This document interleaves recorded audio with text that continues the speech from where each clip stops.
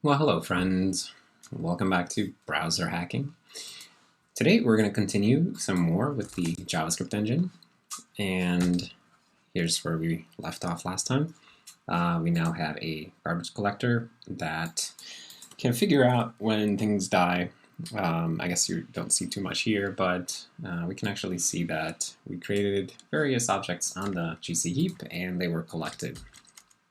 So what we're going to do today is we are going to implement some basic variable support. And I guess the first thing we'll do is we'll just make an AST, again using the Esprima parser because it's really handy. And we don't have our own parser yet. We're just starting at the AST. But if you watched the other two videos, then you already know all this. So let's see what we're going to do here. We're going to do something like, I don't know, we'll make a function foo again, I guess. But this time inside of the function, we'll have something like var a equals 1, var b equals 2, and then return a plus b. Maybe we'll do something more exciting, like use bigger numbers, 5 and 7. And then just doing this should produce 12, right? And I think this will be kind of interesting. Yeah, and we can even do something crazy, like we can have a global out here called C, which is 1, and then we add him as well. So we want to get 13. This will make our program a bit more interesting to implement, right? Because now we have to implement different scopes. And yeah, let's do that. So let's see. Let's start by just replicating this AST in our test environment. So maybe we can, let's see. I want to save this old AST that we have here. So maybe we'll do something like build program 1. Program.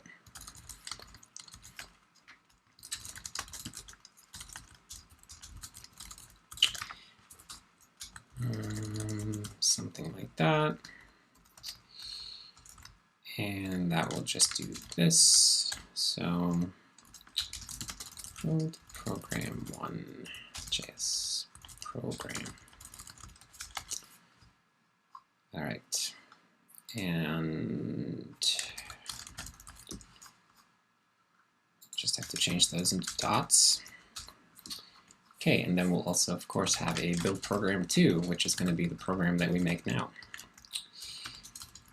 So we'll put a little comment here so we can see what this program was.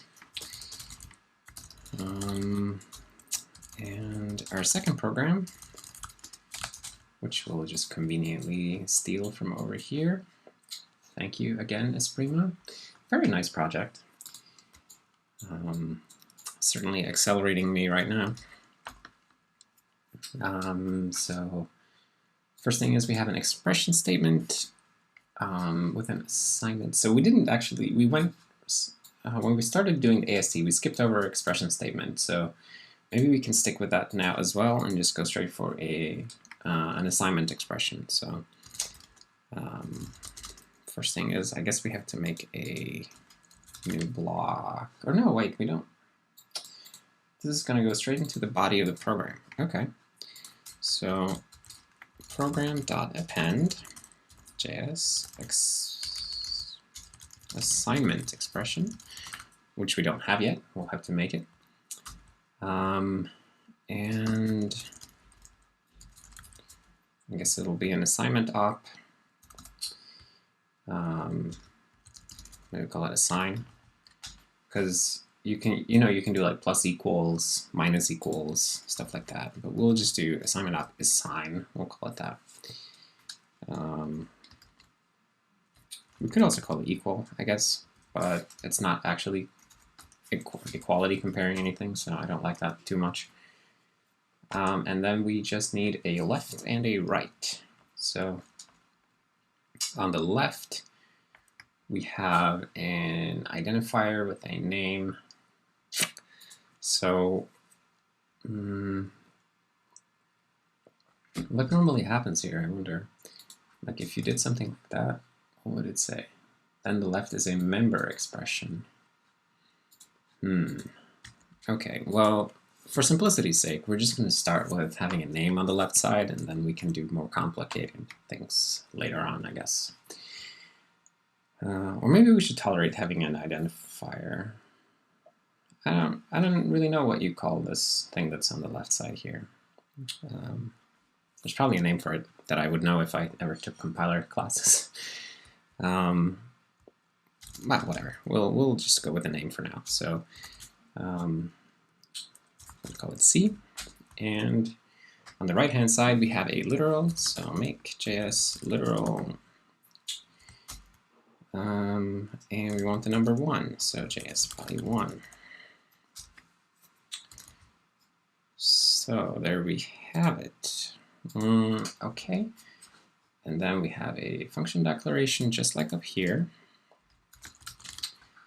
So that will be our second thing that we add.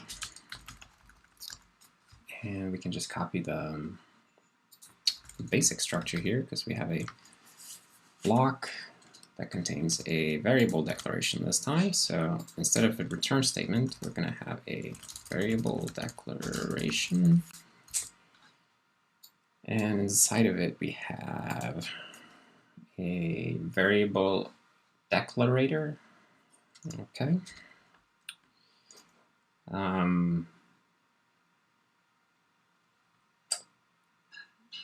Maybe we can just go straight to the name, actually. So we'll just say A, and on the right side we'll have the literal 5. So make JS literal JS value 5. All right, that's pretty good. And we'll do the same for B7, and then finally we want to make a return statement that adds these together, except this time we want to, instead of using literals, adding literals together, we're going to add identifiers together. So I think maybe I'm being stupid about not turning this into an AST node, so we're just going to do that right away. Identifier. Okay.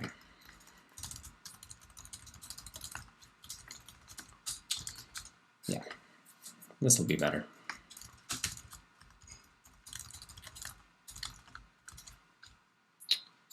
Okay, and A, B, and finally C. And the identifiers should not have JS values inside of them.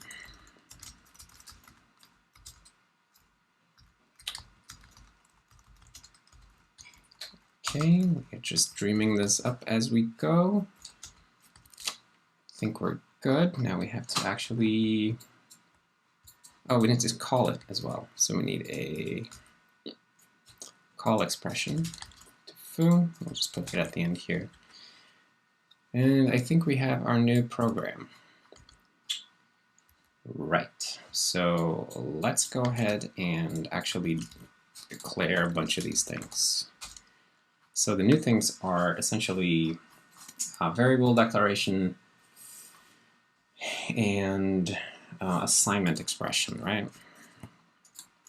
So assignment expression is a public expression,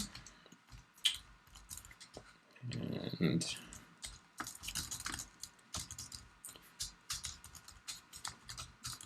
on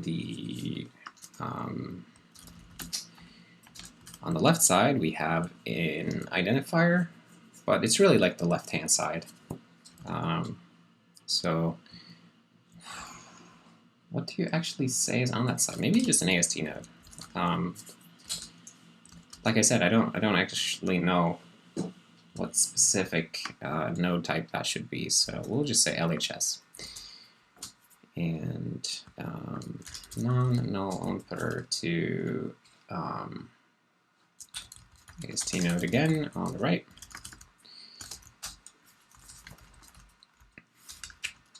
And yeah, we'll just store these.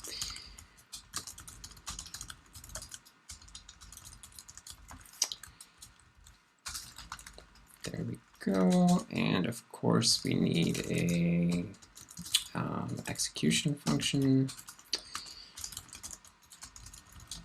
And we need a dumper function because that will be helpful. Okay, and no onCoder to ast node. So here we go. So then let's do that identifier node. So the identifier node is going to be very similar to the literal, except it won't be a literal, it will just be an identifier. And it will be an AST node,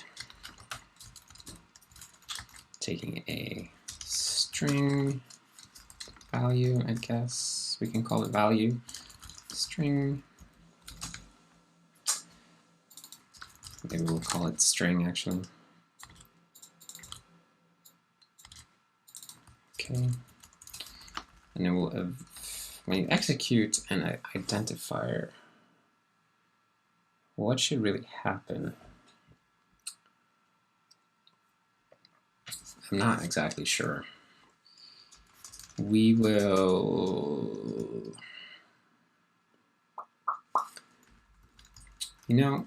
let's do this for now. Or let's put that out of line, because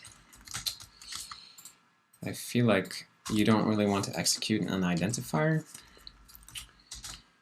So ast cpp. Since last time, by the way, some people have added a few more things to the AST, so now we have like a while statement and an if statement. So thanks to everyone who submitted pull requests. It's very nice of you to add some things. So here we will just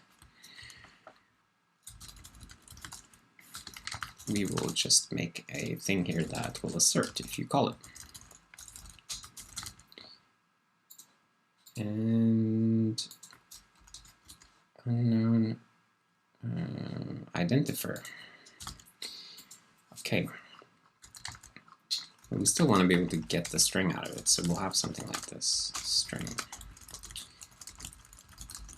Okay, and we should also be able to say that this is an identifier, because that will be useful momentarily. Override return true, and let's make him final, because nobody needs to inherit from identifier, I think. So const return false. Great.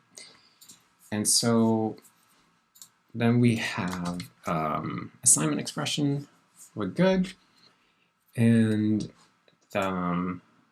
we needed the variable declaration. So maybe we can be like a function declaration. We'll just copy function declaration and then do something to it.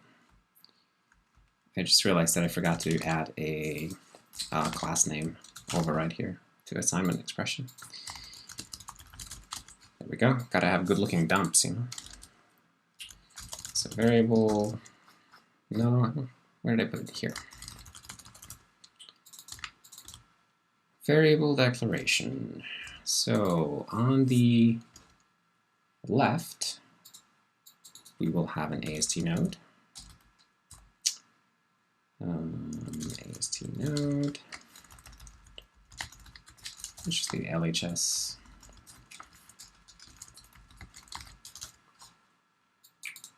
Okay. And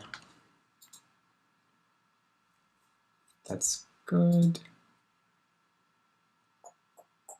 I guess I just realized that when you execute an identifier, it's like we're doing a variable lookup, right? So actually, here we will be executing identifiers. So obviously we shouldn't assert that we never do this. We should just do a variable lookup in the current scope. So this is how we actually implement variables. Triple duh.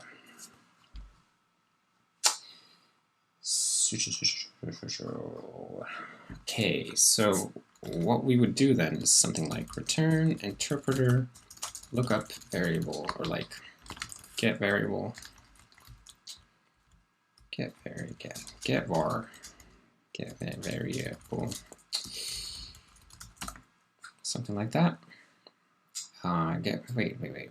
What am I trying to say here? Get variable string. Yes. And this will look in the scope. Okay, and then we also need to implement assignment expression, which we will do as I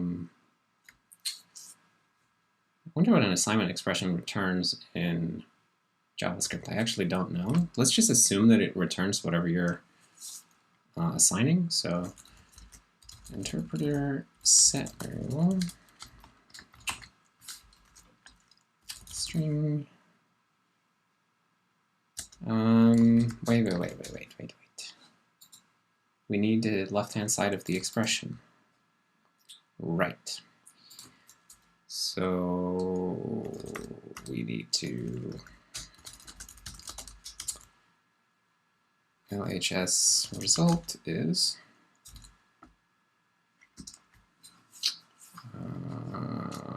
how do we normally execute things? I already forgot.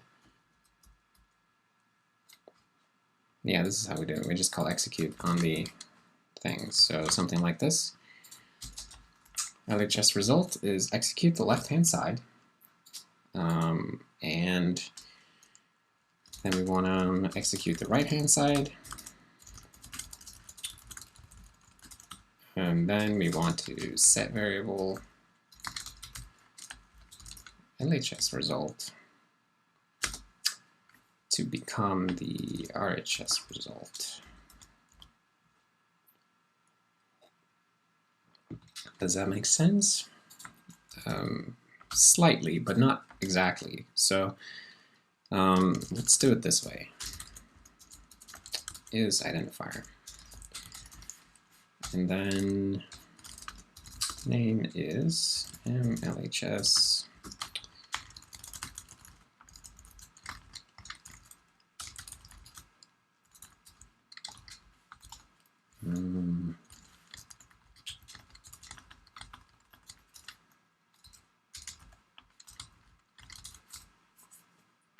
and then we get, oh, it has to be const.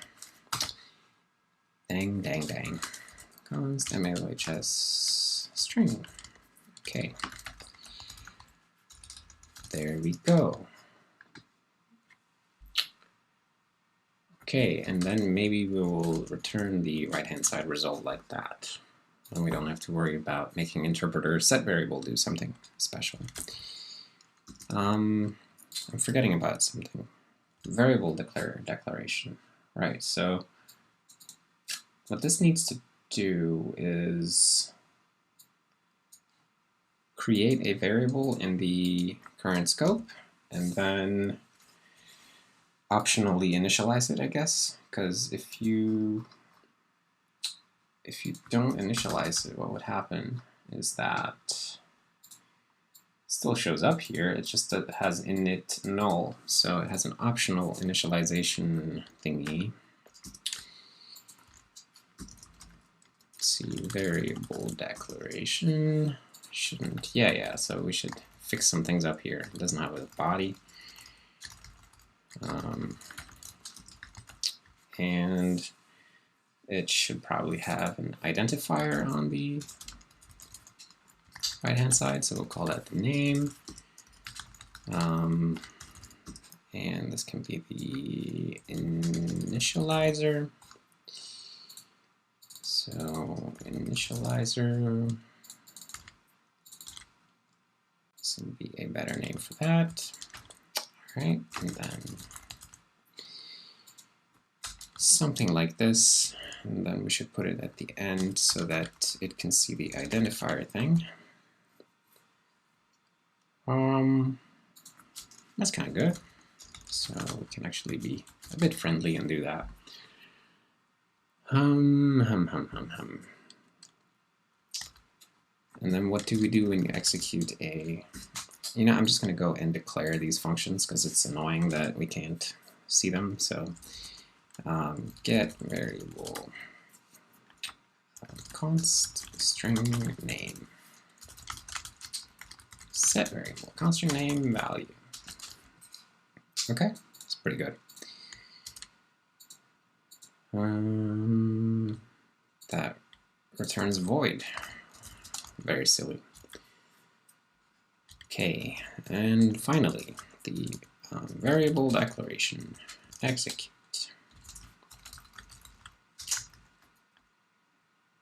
I'm not sure if that actually returns anything, so I'm just going to say JS undefined.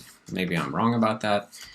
In the last videos, a lot of people have been commenting to correct me on various things, or to talk at length about various things, and that's nice. It's nice to learn about stuff.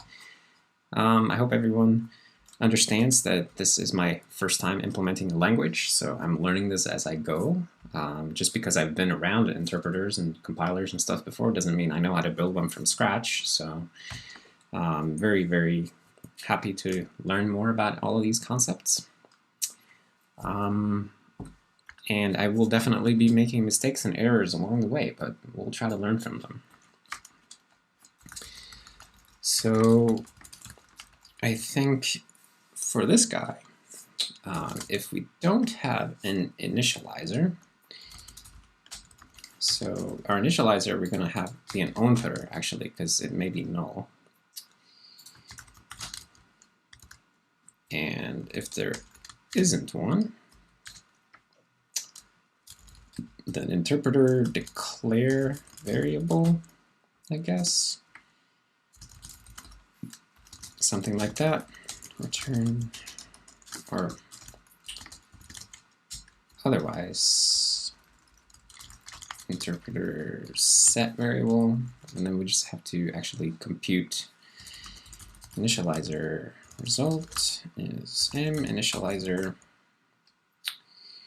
execute in the interpreter, and then we set that variable like that. So setting will implicitly declare, but you can also declare, in which case we'll put the thing into the scope, but we'll make it the value undefined. In fact, I guess we could just also just do that here.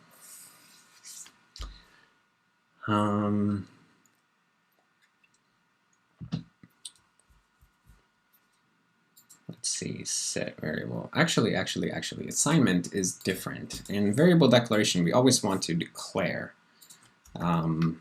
because we don't want to overwrite something that's being shadowed from an outer scope. So declare variable, we can always declare it. And then we can do something like this. If we have an initializer, then we'll set variable. So we'll write it in this way. This is obviously not the optimal way of writing this, but I think we'll do it this way just for clarity right now. And we're leaving various interesting optimization opportunities on the table for our future selves. But I think this will be good. So then we just need declare variable. Yes. Okay, so we are going to store the variables on the scope frame. So in each scope frame, so every time that you enter a block now, you're creating a new scope frame. So this is your chance to sort of do something. You have a new namespace of local variables, essentially. So each one of these is going to need to keep track of that.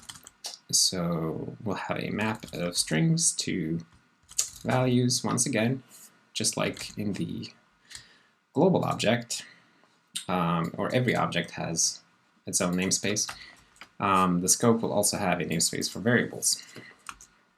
And there was actually a PR where Chiza, or however you say that, was working on this, but then after I landed the garbage collector, then he just sort of looked at all the conflicts and said, like, okay, well, this was fun, but there are too many conflicts. So I'm just continuing that work right now. I definitely want to thank you for working on this, Chiza. I really appreciate it, and I hope that I didn't scare you off from working on this stuff in the future. But the reality of this thing right now, by the way, is that I'm going to be making big changes kind of regularly, so it might be that if you try to work on it, then I'll come and I'll bulldoze over you, and that kind of thing will happen early, but it will slow down, I promise. Just like the rest of the system, right? Like, it's just that this time I'm actually building the thing from scratch with you here, whereas with the OS, I started sort of by myself. But I hope we can still have fun, right?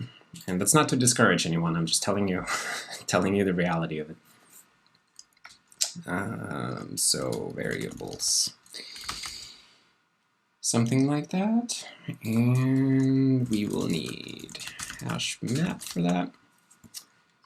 And let's see, so whenever we enter a new scope, then we just append something to the scope stack, so we're going to need to initialize that thing here.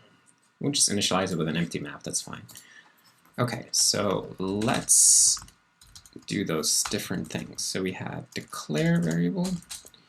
So what that's going to do is it's just going to put something new into the current scope. So we'll do scope stack last variables set name JS undefined.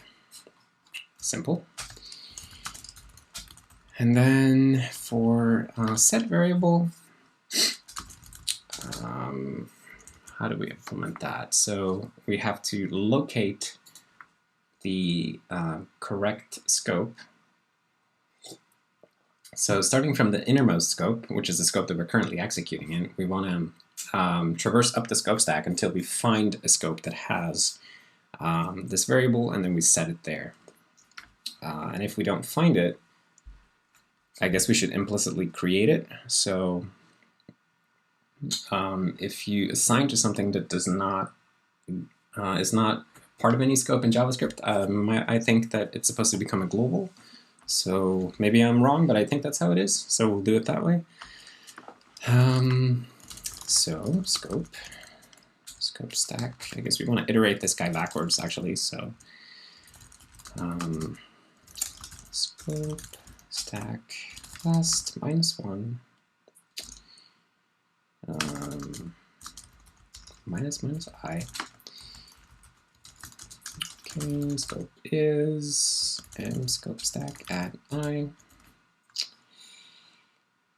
And I can't do that because last is not a number, size is a number. There we go.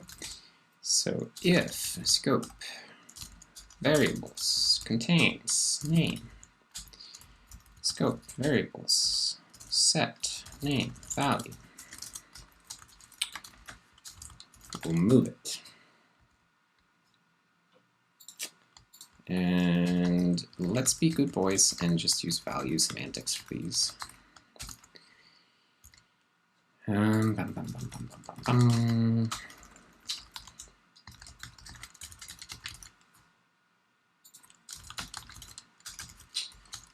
Okay, return, we'll return nothing. And then if we get all the way here, that means that we didn't find it. So that means that we'll have to, first we have to look at the global, or actually we're just gonna put it into the global object.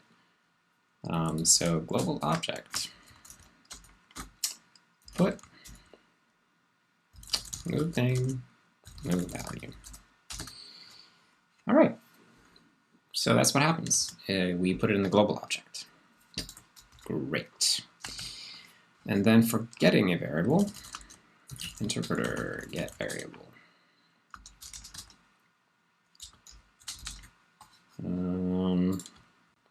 Actually, I don't know why I made this one use value semantics when it can do that.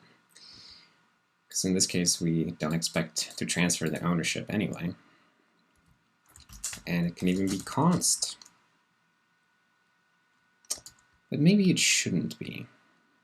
Yeah, we'll leave that non-const for now, because I think maybe lookup can become effectful in the future, so that's far in the future, but we'll do this for now. So for getting a variable, we have to do the same thing as we did up here, but we just want to search for it, right? So scope variables get or find name. We can do this get name. If value has value, return value.value. And if we don't find it in any of the scopes, then we have to look for it in the global object, where I used the value type here, which is a little bit weird. Maybe I should get over myself and do it that way. No. Okay. Stupid details. Get name. Auto value. Or just return like that. Yeah, I think that's good. Okay. So does our thing, no, we forgot the assignment op. Totally forgot about that when defining the this thing. So where are the binary ops, for example? Right, so it's just an enum class, assignment op, assign, and it goes here. Op, what's up? What's up? Cool. And that means that we have to actually respect the op here. So switch mop case assignment op assign segment op. Cool. All right. I wonder, did we get everything now?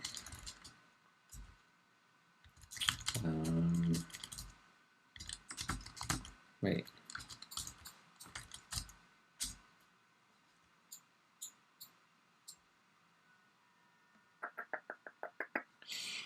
What am I forgetting here? Done. Okay, I'm having a brain stop. Asked CPP 27, that's an include statement, and asked H 339 is here, and we can't initialize this guy.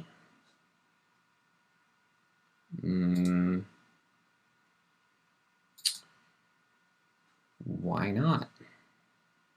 Oh, this is an right. No on putter.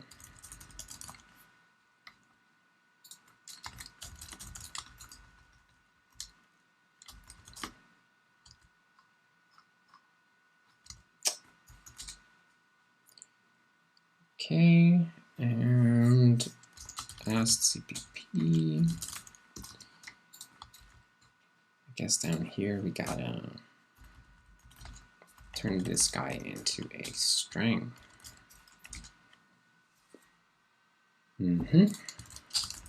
Build program 1 is unused, so I guess we can do this. And this needs to be JS assignment op. Program 1 is upset at me because of reason. And then finally, it doesn't like me because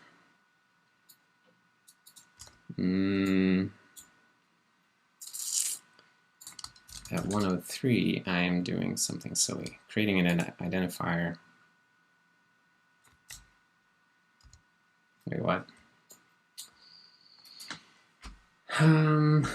No matching JS literal with a string. Here, this is an identifier, not a literal. Oh, and what else do we have? That's on 103 once again. It's expecting an expression. I guess a binary expression could have any AST nodes in it, so we gotta respect that.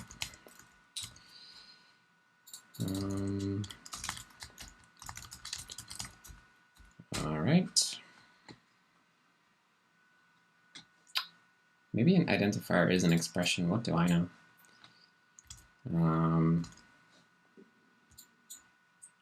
So we may have to, you know, tweak that a little bit later. I'm just not confident one way or the other at the moment. So right now we're just going to worry about dumping out these things because we also have to implement the dump function. So with the identifier, we can just dump him, or we can, wait, what does this do? Print and then print class name. Okay, that's a little weird. Print and then print identifier. And then we'll do something like this. This will be real classy.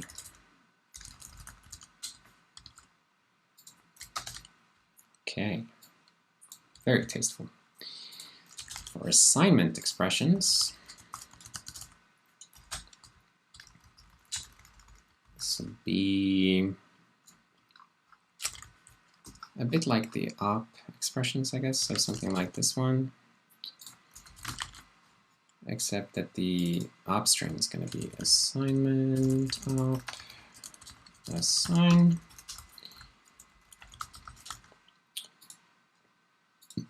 And then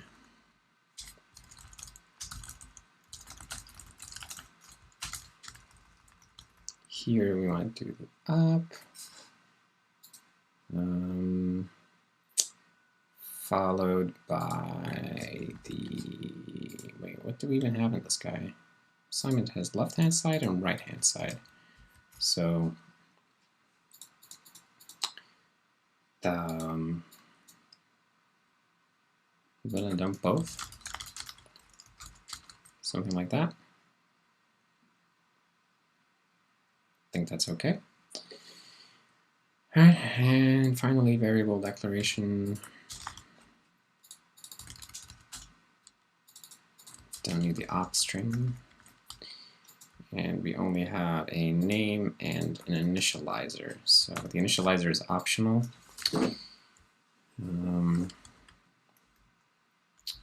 So let's see, variable declaration. We will do name dump and the initializer if initializer. Okay.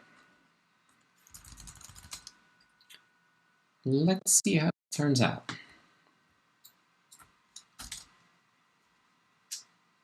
Look at that, we got 13. And is this our program? So start by assigning C, to 1 to the identifier C, so this becomes a global variable. And then we declare this function, and then we call it. So when we call it, we declare variable A with value 5, declare variable B with value 7, then we return a binary expression that's A plus B plus C. And it appears that these lookups all succeed as expected. Now, isn't that nice? That's pretty cool. I like that. Now, we should probably be good boys and integrate this with the garbage collector, but I think we'll start by adding these. We'll compile this, or commit this rather, and I should also write down the program here just to be nice. So we'll write this like this, just like we did with the other thing.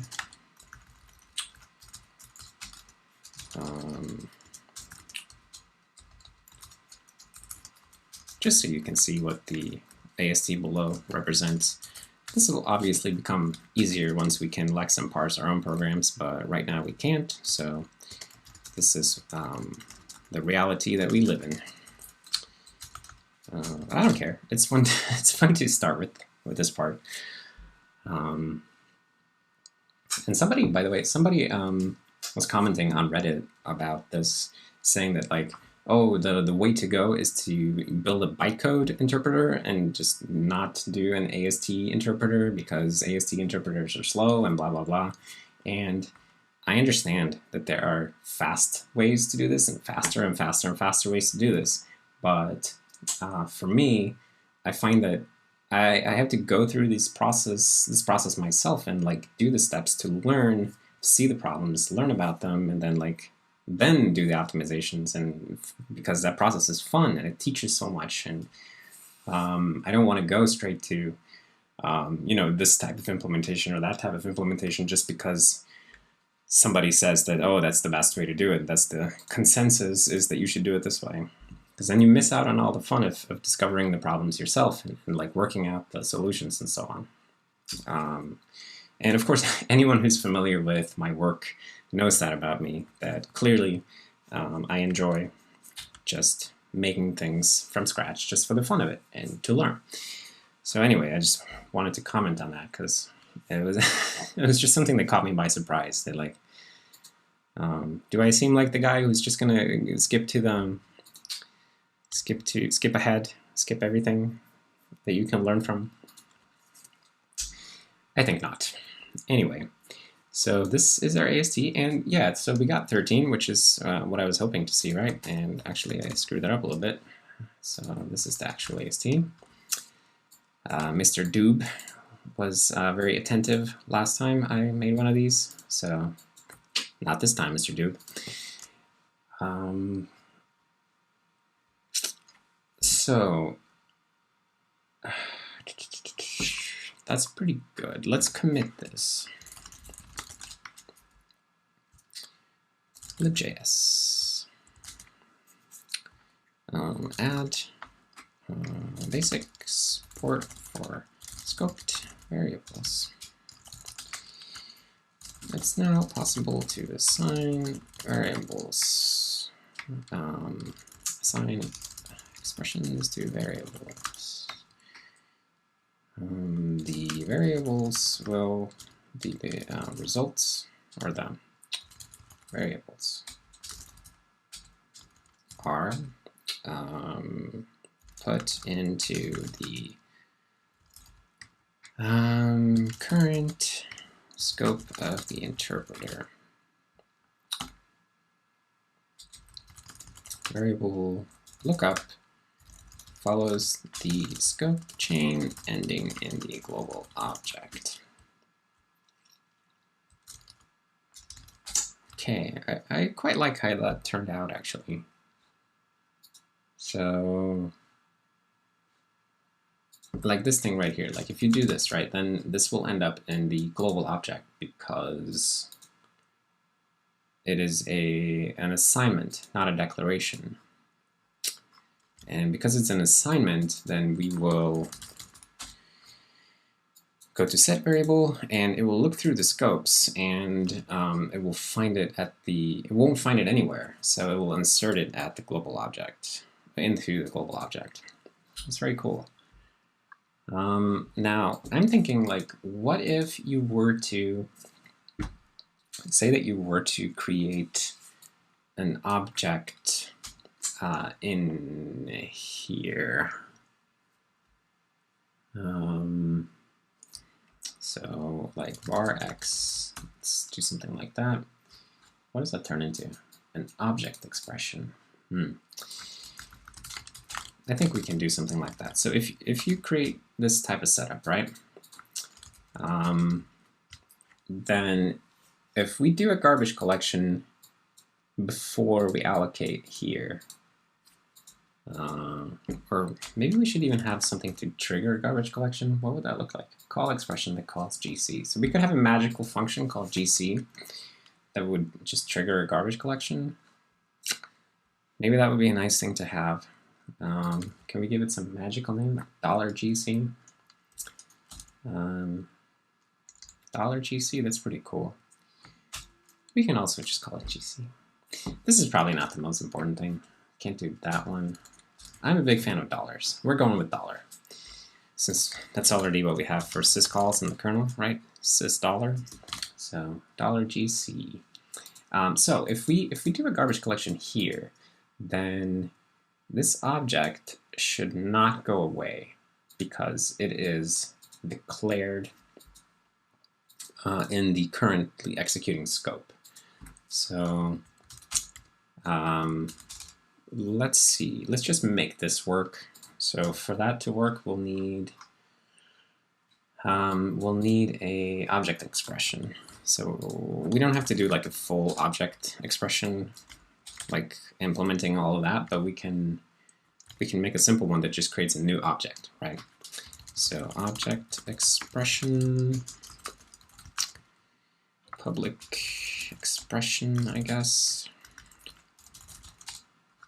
Probably various things should become expressions. I'm just a little bit confused about it, and I don't want to go digging through these things right now. So if I'm wrong, or if you see something here that like, oh, that thing is clearly an expression, then feel free to correct it. Object expression, and for now we'll just do it this way. Nice and simple. And virtual value execute interpreter.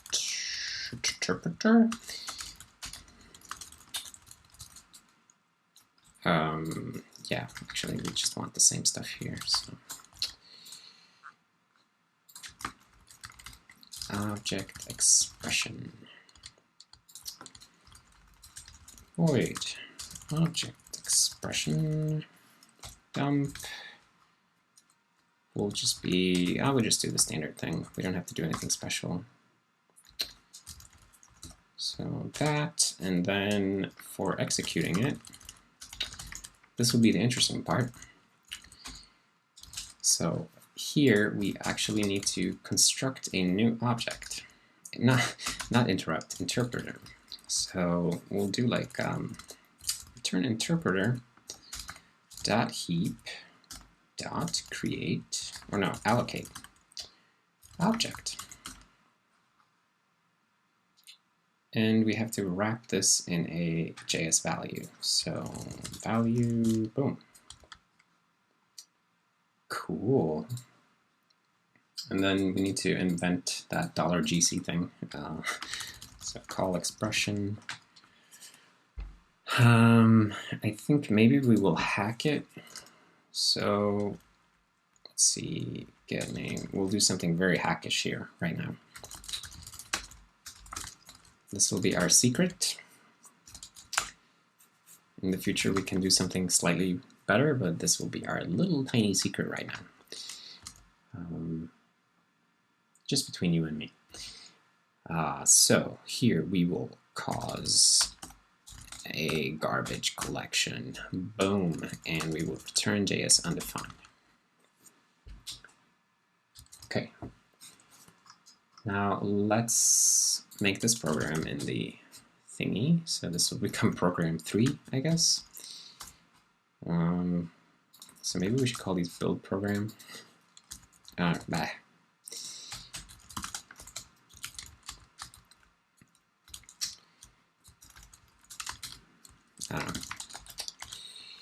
Build program 3. this is our program this time, so it doesn't have this thing. It only has var(x) is this, and $gc, and then we call foo. So the point of the program is to demonstrate that garbage collection does not collect an object. So let's see, what was the AST here?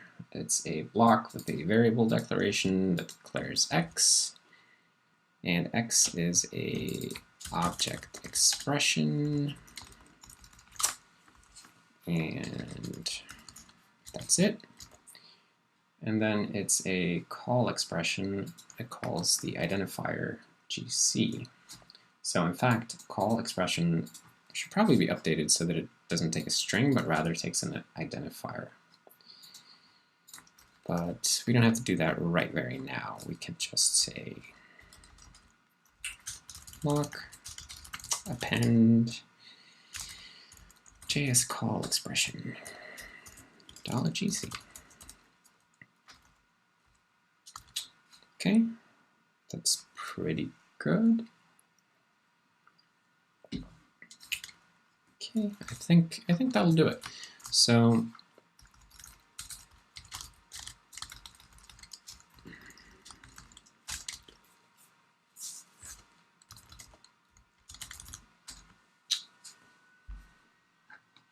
oh, and of course we're messing already with the garbage collector, so we'll stop messing so much with it. And this should happen before the interpreter returns even. So collecting garbage on exit, we can keep that, but before we return, we should see a garbage collection, and it should not collect the x object, but of course right now it will because it doesn't know better. So let's see. So this is the exit right here. Interpreter returned undefined. That's okay because this doesn't return anything. And we have a collection here, and the collection actually sweeps and destroys an object. So this is a problem, right? We don't want that to happen. So we'll have to make sure that the interpreter, we have to make sure that we mark everything that's reachable from the scope stack. So we could just do like this. What did we have in the heap? We had something to collect the roots, right? So collect roots, and currently what we do is we just say add the global object. We can also do something like minterpreter collect roots, and we just ask the interpreter to add whatever roots he can find. So interpreter collect roots. We'll take a batch for the heap so nobody else calls it. And what was that type? Hash table to cell amp. All right. Let's make sure that we pass that batch here. There we go. I can't instantiate a heap badge because I don't have batch. It's fine. Okay, and then in interpreter,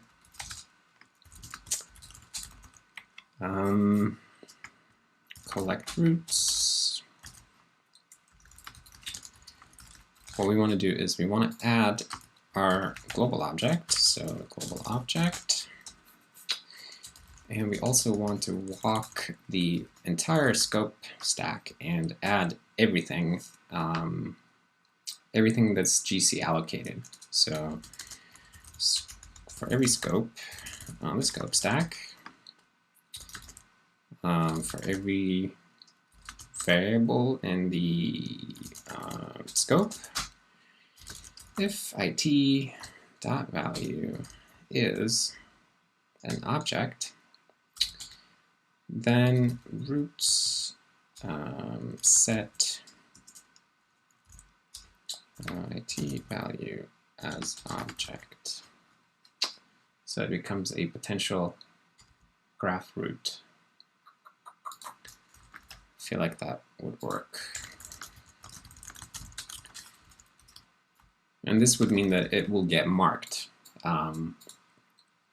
by the garbage collector when we call $GC, and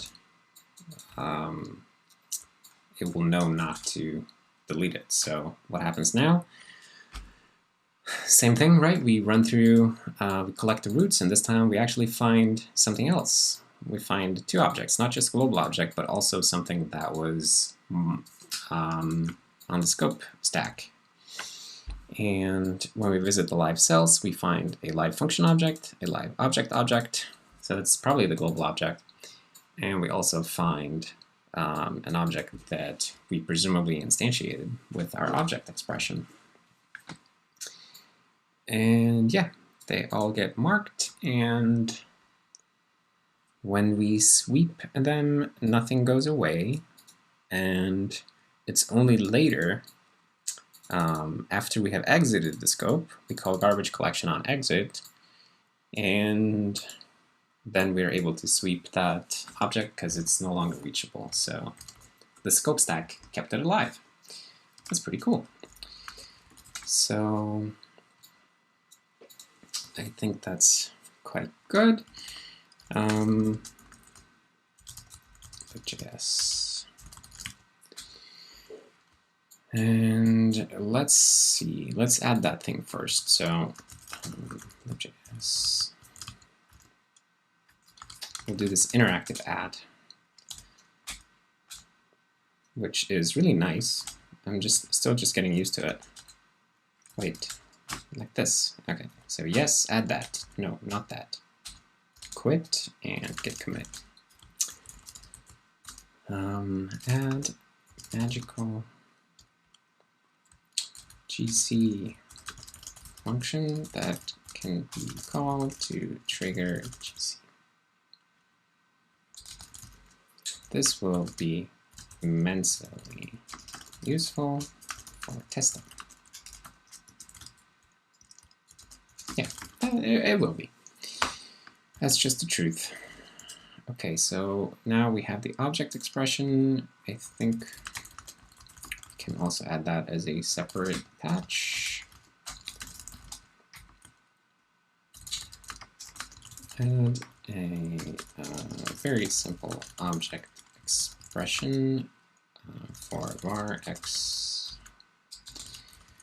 This allows us to allocate an empty new object on the GC heap.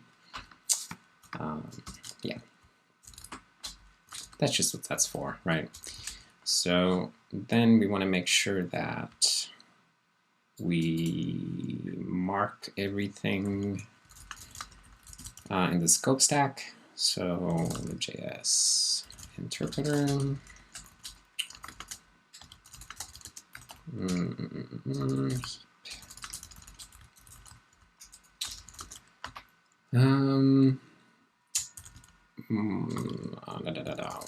Mark, make sure, mark everything reachable from the scope stack.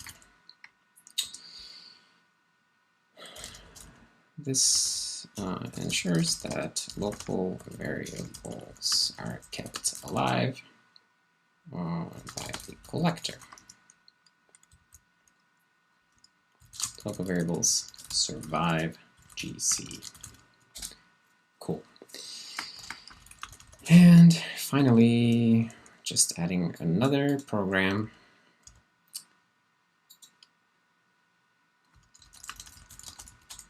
JS. Add another program. Little test AST to exercise GC of local marking of locals.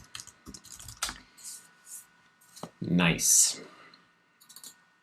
That's very, very nice. And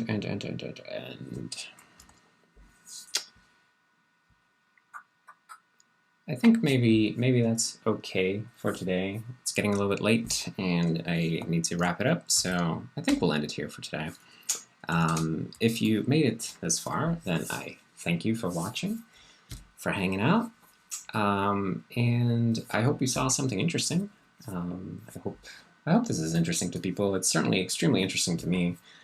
It's making my brain work quite a lot to work this stuff out. So very, very fun. Thanks for hanging out, and we'll see you next time. Bye.